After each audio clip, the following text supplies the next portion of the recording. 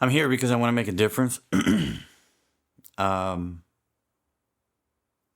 I can't say that I've ever used fentanyl, but heroin was my addiction. And I've been in recovery for 7 years. What would you say to someone who's just starting out in recovery? In recovery, I would tell them, don't give up before the miracle happens. The miracle. Yeah. The fire. Fire for recovery. To want to help others. I got clean in prison, but my last use was also in prison as well. And when I got out, I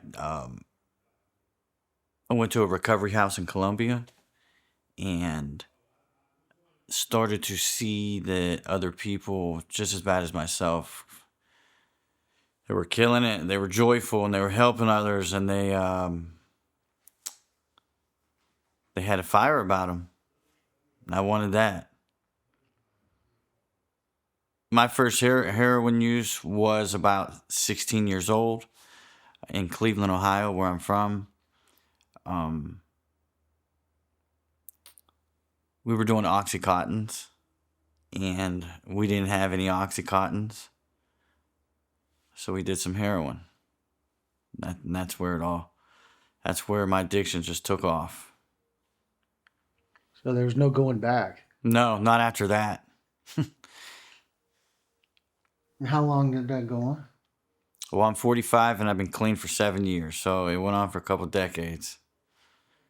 In and out of prison, homeless, overdoses, funerals, mental wards, all of it. What helped? The best motivator for anybody to get clean and sober is pain.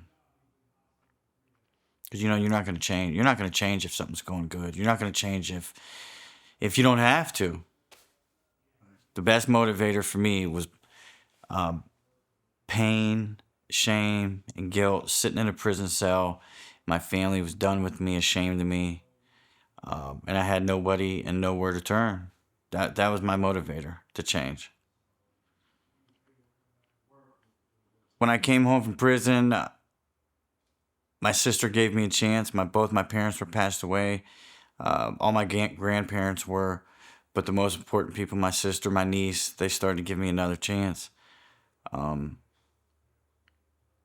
started going to recovery meetings and building a family there. I started going to church and building a family there. Building relationships. When you think about addiction, or when you think about recovery, I think about what the opposite of recovery is. And I think that is not being connected. I think that's the opposite of addiction. So I got connected every way. Like I said, recovery meetings, church, community. I became a peer specialist working with people that are in active addiction or just got clean. I found my niche.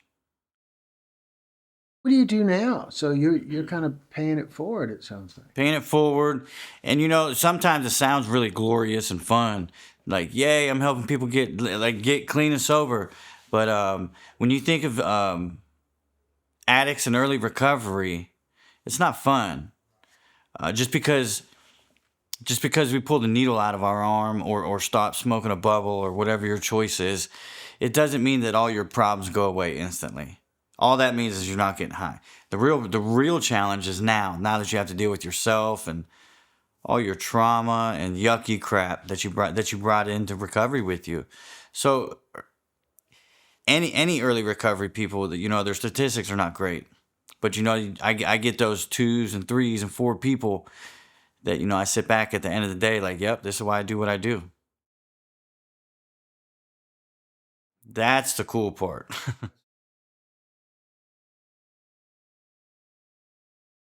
Rehab, that's a really expensive way to get free information. Sometimes that's not a popular opinion, but it's the truth. All those resources are out here in the community as well. I do believe that it serves a purpose. It helps them get the dope out of their system. The relapses, maybe it's me being cynical from doing this for a few years now. I expect people to relapse, but it makes me extremely joyful when they don't. If I expect them to relapse, it doesn't take away from any effort I put into how I serve them or help them or anything like that. But it's okay. I get it.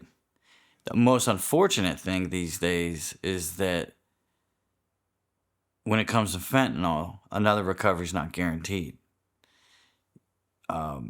People are dying left and right. So relapse is not okay.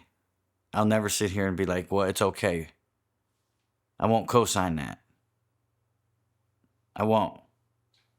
Relapse is not okay. But it's expected. Something I always remind my guys is that these are not Breaking Bad characters in a surgical place making this stuff. These are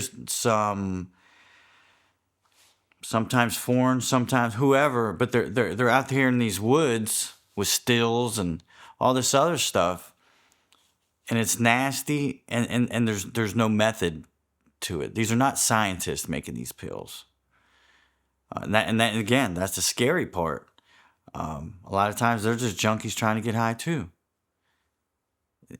Just because it says Adderall or morphine or whatever on the pill, like, it doesn't mean nothing. That means that they bought that pill press off of eBay.